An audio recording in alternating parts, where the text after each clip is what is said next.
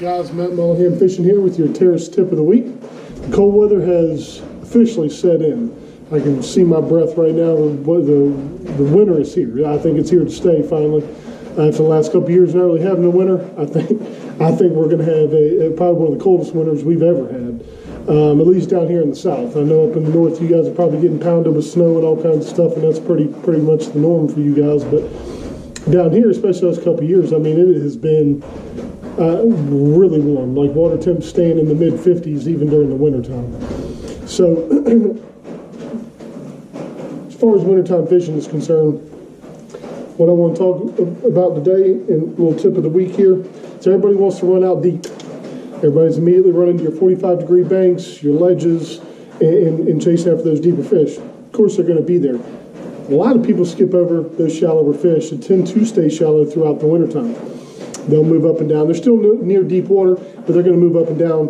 And it's all predicated based on sun, wind, certain aspects that are going to change the movement and the feeding patterns of these fish.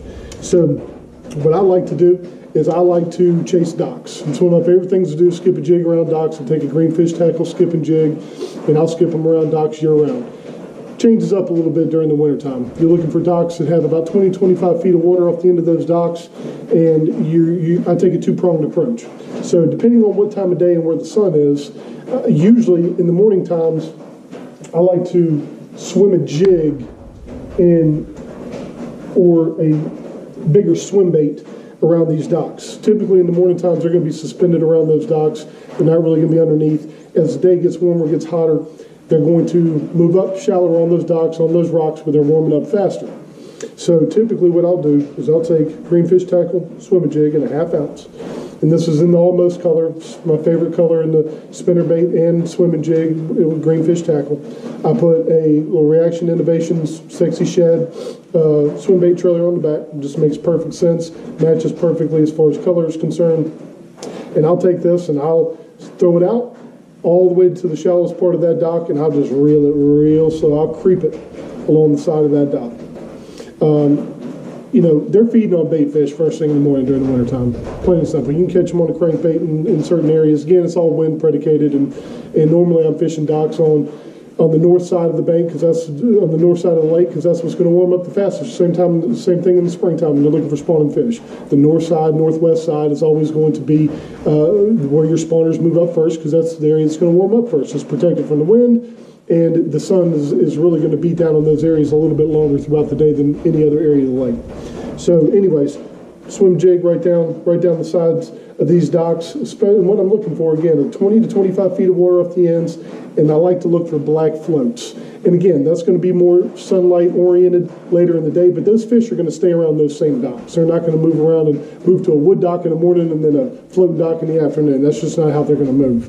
They're just going to suspend rather than sit on the bottom, and a lot of that has to do with the black float warming up, and they'll be as close as they can to that black float or metal ladder or anything metal around a dock is a fantastic thing to look for, because that's going to heat up faster as well.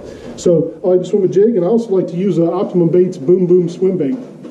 I'll use a baby boom as well, but I like to use something that's going to get their attention, something that's I can really slow roll. This does have a paddle on it, but it doesn't give that huge swing like you normally see out of a paddle tail swim bait you might use during the summer on a ledge or something like that. This, it's got just a little quiver coming down the side of that dock, and I like to use a bigger profile because those bigger fish are going to be looking for something like this in the wintertime.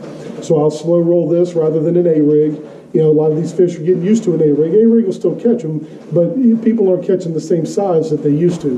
This right here, this Optimum Baits Boom Boom swim bait, and this is a hitch color. It's my favorite color to use, especially down here on a blueback herring lake.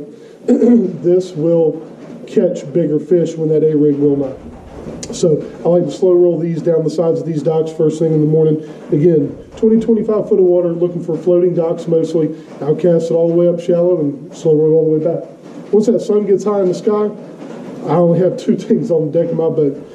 I'm throwing a greenfish tackle skipping jig and a 1/2 ounce and a brown coral color this time of year. And I've got it with a Biz Baits Killer Craw trailer in green pumpkin red. Like to have a little red in the trailer this time of year. And I'm putting it on a Lew's LFS 7.5 to 1 reel with a ART 7 foot 1 heavy Invoker series rod. It's just what I like to use when I'm throwing around docks. I got 20-pound high seas 100% fluorocarbon on the reel. The other option I go to when they don't seem to be wanting to eat that bigger jig is I'm gonna break it down to a finesse jig, and it's a Greenfish tackle little rubber finesse jig. I don't go to a shaky head or a Nico rig or a wacky worm or whatever kind of finesse baits everybody's using these days. I like to stick with a jig. That's what they're feeding on, and just because they're not eating a bigger one, or you're missing fish, or they're hitting it, not really eating it, scale down that finesse jig. I guarantee you'll catch some more of those fish, just as many as you would on a shaky head or anything else. And that's a brown crawl and the Greenfish tackle little living rubber finesse jig. And on this, I scaled down the trailer a little bit too. I got a Biz Baits cutter crawl in green pumpkin. Typically, what I'll do is dip the tails in a little bit of orange crawfish dye, and I mean just a little bit, because a little bit of that will go a long way. So that's the approach I like to take during the wintertime fishing docks. I don't necessarily get out there and pound those ledges or those 45-degree banks like everybody else does.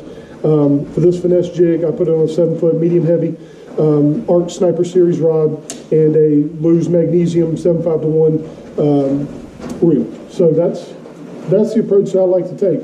For the swim jig and the swim bait, I'll use a 7'3" Arc Rods Invoker Series Mag Medium Heavy Rod with 15-pound high seas 100% fluorocarbon. So that's how I approach. So swim jig, Greenfish tackle swim jig, in almost color with a Reaction Innovations Sexy Sheds swim bait trailer. Optimum baits, boom boom or baby boom. If if they're feeding on smaller bait, you can go to a baby boom if you feel more comfortable with that. I like the bigger profile. It catches bigger fish when that A-rig won't anymore. And then again, Greenfish tackle half-ounce skipping jig and a Greenfish tackle little living rubber finesse jig in 5/16 ounce. And that's how I like to approach it. And that's what I like to do during the wintertime. I like to fish docks. And again, it's all predicated on wind and sun, but in the morning, swim that jig, swim that swim bait down the sides.